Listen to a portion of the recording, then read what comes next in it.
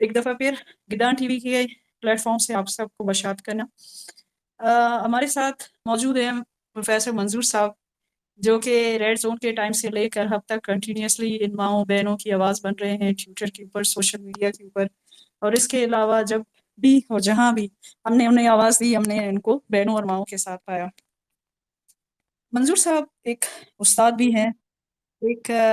MBA वाले से एक इंस्टीट्यूट का हिस्सा हैं, जिसे आप ये कहें कि वो इंस्टीट्यूट बलूचिस्तान यूनिवर्सिटी के हवाले से आपका क्रीम प्रोड्यूस करता है। ये वो स्टेज होती है कि जहाँ से आपका बच्चा निकलने के बाद एक फुल फ्लेज प्रैक्टिकल लाइफ का हिस्सा बनता है।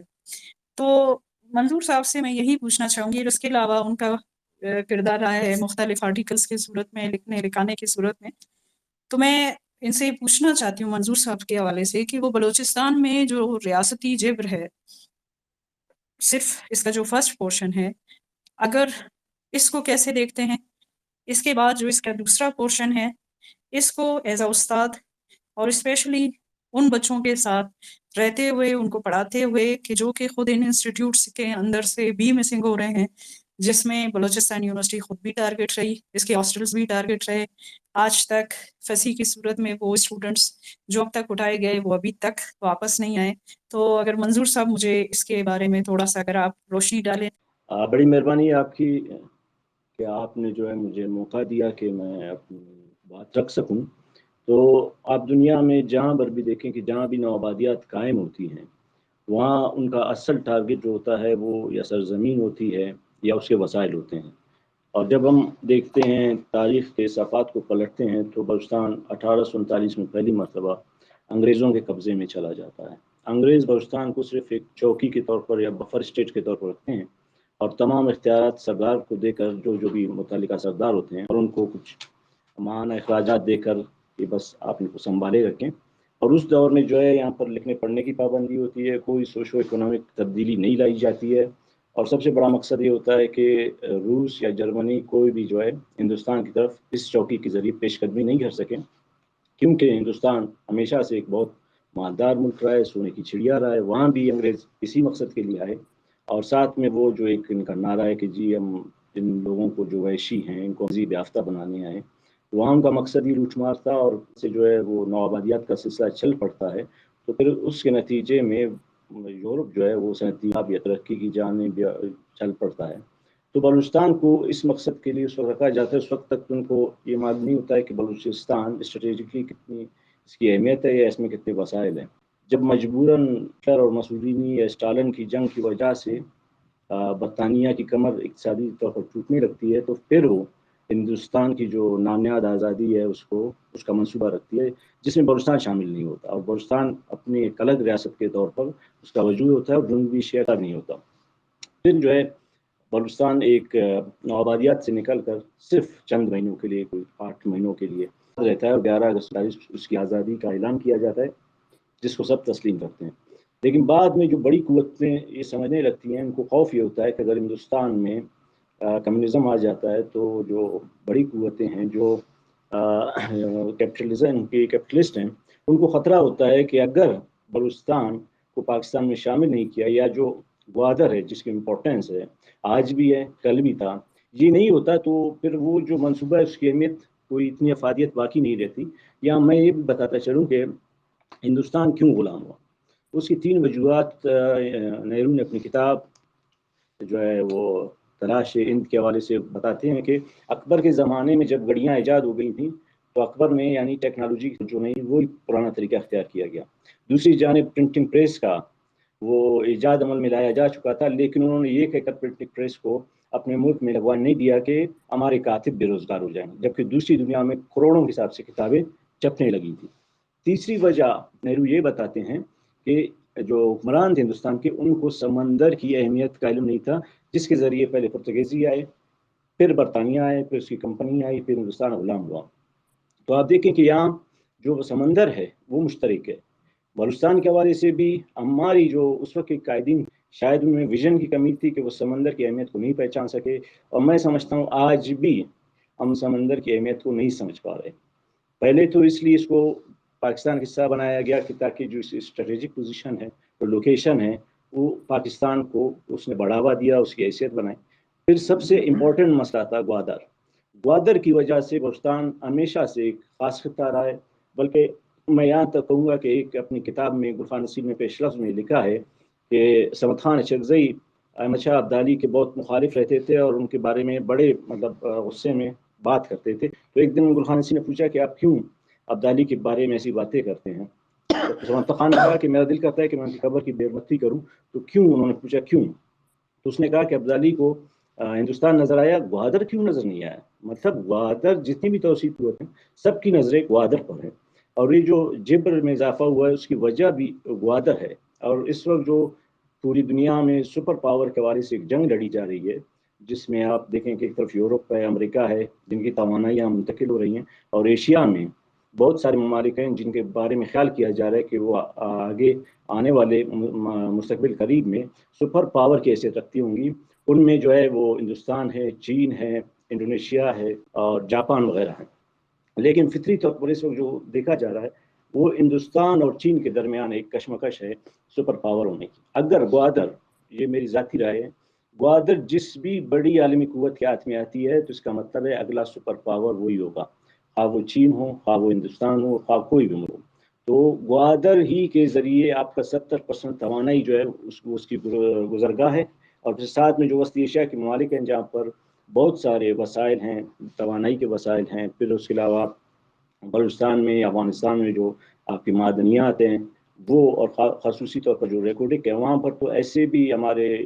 علم میں لایا گیا ہے کہ ایسے بھی معدنیات پائی جاتی ہیں جو خلا میں اگر ان کو ہزاروں سال بیچا جائے ان کو زنگ نہیں لگ سکتا۔ تو وہ یورینیم سے بھی بڑھ کر اس وقت قیمتی ہیں، یا جو اس وقت آپ کا سارا جو کلائمیٹ چینج کے حوالے سے گاڑیوں سے لے کر موبائل تک جو بھی آپ کی جو معدنیات ہیں وہ بلوچستان میں وافر مقدار میں موجود ہیں۔ ایک تو آپ کی معدنیات، پھر آپ کی اسٹریٹجک پوزیشن، پھر آپ کا سمندر۔ اور بدبختی یہ رہی کہ ہمارے قائدین میں یہ ویژن کم رہا، ایک ہاتھ کے علاوہ میں کہہ سکتا ہوں۔ اور پہلا سیاسی انحراف اس وقت ہوتا ہے کہ جب شہزادہ کریم بغاوت کے لیے چلا جاتا ہے تو میر ویژن جو ان کا ساتھ نہیں دیتے، کہ پہلا سیاسی انحراف ہوتا ہے سیاسی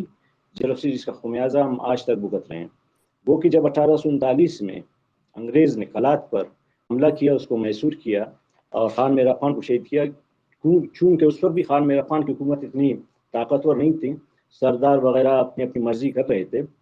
اور آپ دیکھیں کہ مستون سے اس کو انگریز کو کوئی قسم کا مزاحمت کا سامنا نہیں کرنا پڑتا، بلکہ اس کے برعکس مستون کے لوگ اور قبائل ان کو سپورٹ کرتے ہیں اور وہ بہت آسانی کے ساتھ قلات کی طرف پیش قدمی کرتا ہے۔ لیکن خان میرا خان کی صرف ایک بات جو آج تک اس کو ہیرو بنائے رکھتی ہے، اس کو کہا جاتا ہے اس کے مشہور کے انگریز بہت طاقتور ہیں، ان کے پاس جدید ٹیکنالوجی ہے، آپ جنگ نہیں جیت سکتے۔ تو خان میرا خان جواب میں کہتا ہے کہ میں جانتا ہوں کہ وہ طاقتور ہیں، ان کے پاس ٹیکنالوجی بھی ہے، لیکن میں اپنے آبا و اجداد کے وطن کو کسی پلیٹ میں تھالی میں پیش کر کے ان کو نہیں دے سکتا، اور وہ جنگ جیتتا ہے اور اس کی شہادت واقع ہو جاتی ہے۔ اگر اس وقت کی جو ہماری قیادت تھی، جو بعد ازاں نیو جدید نوآبادیات پاکستان کی صورت میں ہوئی، اگر اس وقت ہمارے خان افقلات اگر اس طرح کا کوئی بھی مزاحمتی رویہ اختیار کرتے تو میں سمجھتا ہوں آج ہماری تاریخ بہت مختلف ہوتی، زیادہ سے زیادہ وہ مارے جاتے۔ لیکن آج جتنی ہم لاشیں اٹھا رہی ہیں، نوجوانوں کے جو لاشیں ہیں، مسخ شدہ لاشیں، یا ہزاروں کے حساب سے جو ہمارے لوگ عقوبت خانوں میں ہیں سالوں سے، جن کے بارے میں علم بھی نہیں ہے کہ ان میں سے کتنے زندہ ہیں، کتنے شہید ہو چکے ہیں، یا وہ سارے آئی ڈی پیز لاکھوں میں جو اپنے وطن سے بے دخل کیے جا چکے ہیں، یا آج عرب بلوچ ایک نامعلوم خوف کا شکار ہے، مائیں، بوڑھے، بچے سبھی۔ اور دوسری جانب سے ہے اس ریاسی جبر کو جواز دینے کے لیے پہلی مرتبہ آپ دیکھیں کہ یہ جو انسرجنسی ہے جس کو ابھی 24 سال ہو رہے ہیں، اور 24 سال کا مطلب یہ ہے کہ ایک نسل فوت ہو چکی ہے، ایک نسل بوڑھی ہو چکی ہے، ایک نسل جوان ہو چکی ہے، اور ایک نسل جو ہے وہ جنم لے چکی ہے ان 24 سالوں میں۔ پھر پہلی مرتبہ ریاست میں جو ہے جبر کے ساتھ ساتھ پیسے کا استعمال بھی بڑھا دیا ہے، اور بڑے پیمانے پر جو ہے لوگوں کو کرپ کے پارلیمنٹ میں لا کر اربوں روپے کے وسائل دے کر کوشش یہ کی جا رہی ہے کہ جس طرح بھی ممکن ہو اس مزاحمت کو کچل دیا جائے۔ تو آپ کو نظر آئے گا کہ پیسے کا کھیل اور ساتھ ساتھ میں جبر بھی بڑھتا جا رہا ہے، اور وہ لوگ جنہوں نے پہلے پیسہ نہیں دیکھا تھا، پیسے کی خاطر اپنے آبا و اجداد، ان کی جو قومی افتخار تھا وہ سب کو بھول کر چند دنوں کی آسائش کے لیے یہ सोचे या समझे बगैर कि आने वाली तारीख में उनके औलादों को किस तरह याद किया जाएगा, या जिस तरह हम आज याद करते हैं जिन सरदारों ने बगी खींची, या ऐसे भी सरदार थे कि जिन्होंने जो है लश्कर की नफरी के लिए अंग्रेज़ की मुआविनत की, या एक आध ऐसे सरदार भी थे जो औरतों को भी अंग्रेज़ की फ़ौज में लाना चाहते थे, जिनको कबायलियों ने मार डाला। तो उसको अगर आप देखें, या उस ज़माने में जिन लोगों ने मुखबरी की, और आज भी उनके आल औलाद जो है आपको पॉलिटिक्स में नज़र आएगी, तो आज भी उनके नाम के साथ उनके जो आबा अजदाद की करतूतें वो लगी हुई हैं। वो कि जबर की वजह से लोग नहीं कहते, लेकिन लोग जानते हैं कि किसके बाप ने कहाँ मुखबरी की, किसके आबा अजदाद ने कहाँ की। तो ये जो कर रहे हैं, कल इनकी नस्लों को भी यहाँ मेरे ख्याल में कोई अच्छी जगह नहीं मैसर होगी, बल्कि उनको उनके आबा अजदाद के नाम से याद किया जाएगा कि ये फ़िलाँ गद्दार का है बेटा था, और जब बलूचिस्तान में माएँ बहनें इस्लामाबाद जाकर वहाँ पर जो है जबर का शिकार हो रही थी, उन पर लाठीचार्ज हो रहा था, उन पर जुल्म सितम हो रहा था, तो हमारे जो सियासी रहनुमा थे,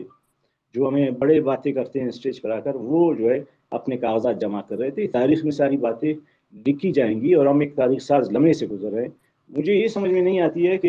ये जो लोग हैं जो इस वक्त क्यों नहीं समझ पा रहे कि इस छोटी सी जिंदगी में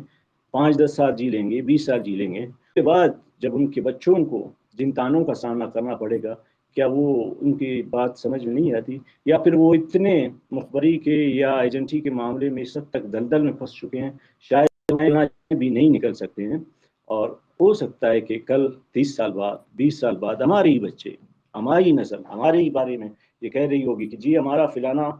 सरदार वो गद्दार था, हमारा वो प्रोफेसर भी गद्दार था जिसका काम पढ़ाना था, हमारा वो राइटर भी गद्दार था जिसका काम अपनी कौम की के लिए लिखना था, उसके एहसासात को बयान करना था, उसने हमारे जहनों में खौफ फैलाया। मुझे इस बात का भी डर लगता है कि आने वाली नस्लें या तो हमें एहसास करेंगी,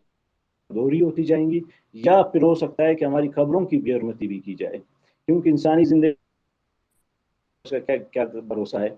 लेकिन वो लोग जिन्होंने इस दौर में अपने कौम के साथ रहे और वो बहुत सारे शहीद हुए, उनको हमारी आने वाली नस्लों इतने शहीद हैं कि हर रोज़ हम एक साल में अगर 365 दिन मनाएं तो शहीदों के ही दिन मनाए जाएंगे। तो सारे शहीद, हालांकि हमारे आबा अजदाद तो हमें यही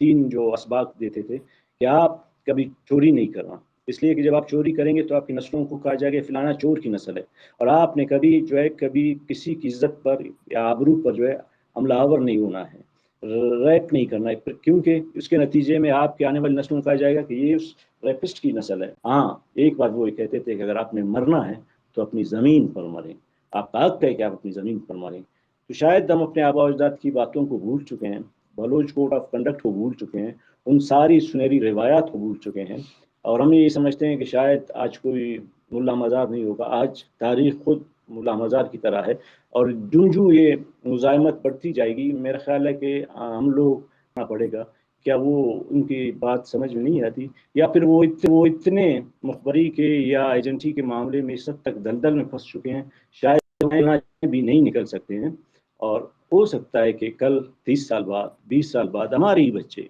हमारी नस्ल हमारे ही बारे में ये कह रही होगी कि जी हमारा फिलाना सरदार वो गद्दार था, हमारा वो प्रोफेसर भी गद्दार था जिसका काम पढ़ाना था, हमारा वो राइटर भी गद्दार था जिसका काम अपनी कौम की के लिए लिखना था, उसके एहसासात को बयान करना था, उसने हमारे जहनों में खौफ फैलाया। मुझे इस बात का भी डर लगता है कि आने वाली नस्लें या तो हमें एहसास करेंगी, दोहरी होती जाएंगी, या फिर हो सकता है कि हमारी खबरों की बेहरमती भी की जाए, उसका क्या क्या भरोसा है। लेकिन वो लोग जिन्होंने इस दौर में अपने कौम के साथ रहे और वो बहुत सारे शहीद हुए, उनको हमारी आने वाली नस्लों किया है। हालांकि हमारे आबा अजदाद तो हमें यही 3 जो असबाक देते थे कि आप कभी चोरी नहीं करना, इसलिए कि जब आप चोरी करेंगे तो आपकी नस्लों को कहा जाएगा फलाना चोर की नस्ल है, और आपने कभी जो है कभी किसी की इज्जत पर या आबरू पर जो है हमलावर नहीं होना है, रैप नहीं करना है, क्योंकि उसके नतीजे में आपके आने वाली नस्लों को कहा जाएगा कि ये उस रैपिस्ट की नस्ल है। हाँ, एक बात वो कहते थे कि अगर आपने मरना है तो अपनी ज़मीन पर मरें, आपका हक है कि आप अपनी ज़मीन पर मरें।